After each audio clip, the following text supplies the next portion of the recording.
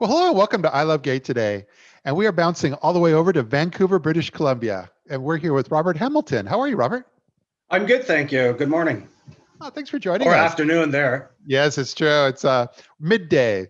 Yeah. So, no, and Robert has recently come out with a book that's very timely in today's world. It's our story coming out in the time of HIV and AIDS. And so, yeah, just tell us a little bit about your book and kind of your inspiration and so forth. So I had this story while living through the AIDS crisis in the 80s and 90s with my friends.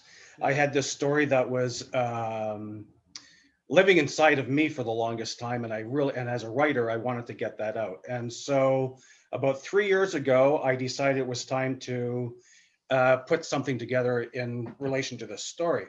Yeah. So I got all of I usually write scripts. So I was looking at a script format as in theater or film.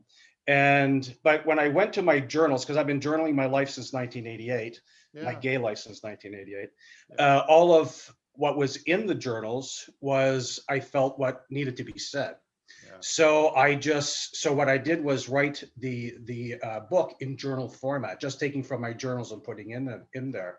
So the story basically follows myself and my group of friends and the friends around us during the 80s and 90s in Vancouver during the AIDS crisis. Yeah. So what happens is that basically by following our story, that mirrors what so many other people in so many other gay communities went through at the same time. So our story basically is just a reflection of what everybody else went through. And it's a great sense of loss. There's a great sense of fear. What has really come out of this, though, for a lot of people is, besides a sense of loss, is a sense of community that we had back then. Yeah. There was a strong sense of, because AIDS forced gay out of the closet. There was no two ways about it. The whole thing is that the sense of community. It was huge back then because we had to come together, we had to form, and there was a lot of heroes and a lot of champions made of ordinary people at that time. They came out and they fought the good fight. Yeah. And I think basically as well that I think of this too. I think that in our culture, in our gay culture, there's two monumental events that happened that moved our culture forward. And one was Stonewall, and the next one is AIDS. So I think that the freedoms and the rights that we have today with adoption and marriage and all that was fought from the good fight during AIDS. Because as I said, AIDS was pushed out of the closet at that time. There was no hiding at that time. Yeah. Yeah. So I think those are some of the benefits, but community was awesome back then. Yeah. No, it's just interesting now that, being the year of pandemic and quarantine. And so your words probably ring even more true in today's environment. Oh God, yeah. It's so interesting. It's like people talk about COVID fatigue, like they talked about condom fatigue, people not wanting to wear condoms, people not wanting to wear masks. There's a lot of similarities, people not wanting to even believe that's going to touch them, because that's what happened to our community a lot at that time. I remember in '84 talking to my friend Joe and his friends about, what I was reading in the newspaper at that time. And I was dismissed as, being a worrywart, and that was just hype. And because we just never thought that it was going to hit us the way it did. Yep. And another thing too is that with my the straight people that from my family and friends that have read the book so far they have no idea that this happened.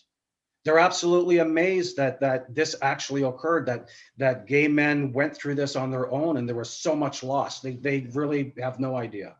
It was a world invisible to them in that sense. Absolutely, it was. Yeah. Absolutely. Well, especially in this year, normally you release a book and you're able to kind of go out on a tour, or at least do book readings and so forth. And but I take it that you probably had to adapt and do things differently. Oh, thank you for Zoom, right? Yes, exactly. This show is part of that, I suppose. Yeah, it's been all Zoom related. I did a reading at Little Sisters, but it was the same thing. It's like, mask and it's a lot harder right now. Yes. Yeah. So, but hopefully, in the new year, where we'll be able to, we have no idea vaccines and changes in how people just even wrap their head around all this. Maybe next year we'll be able to be out there in the real world a little bit more. Yeah. Well, yes, hopefully. But I think that should start happening soon with the vaccines, right? Yeah. Get us, let us live our lives again. You might be able to go to Toronto and some of your old haunts that I was reading about from where you came from before you landed in Yeah. Vancouver. Yes. Yeah. Because I started out in I grew up in New Brunswick, Yeah. and I tell this story, and this is part of the book as well. My coming out story is part of the book because it was at the same time of the AIDS crisis. So I left New Brunswick as a young man and went to college, and I studied to be a correctional officer, actually. So then I went to Edmonton and started my career at the jail there, and that's when I met my friend Joe. Joe's on the cover of the book. Joe was a drag queen, loved doing drag, and I was clueless about the gay culture at that time, but Joe, being very gay, knew everything. So he was a great mentor to me, and so he taught me everything about gay. And so that was really good. And then we moved out to Vancouver together. And then at that time is when the AIDS crisis started. Yeah. And Joe tested positive in 1987, and he died in 1994 at the age of 35. Wow. Yeah. And you've been in Vancouver ever since. Mostly. I went back east for a couple of years because I went to film school for a while. Okay. Yeah. Well, no, I just with this, we're going to have links to not only your book on Amazon and your website and so forth, because that's where you've got some great info for people that want to learn more and to buy the book. And I think it's also available as an ebook as well. Yes. Yes, absolutely. Yes, it is. Yeah, and it's. I think it's important I think the book is important because I think it's important to keep the story alive. I think it's important to keep the AIDS story alive so that we don't forget it. And so that we heal, especially men of my age. We went through, if the book can basically tell someone who's feeling alone with their loss that you're not alone, that's an accomplishment to me. Yeah. And as well, I hope that as well that young people read the book so that they can see what their history is like.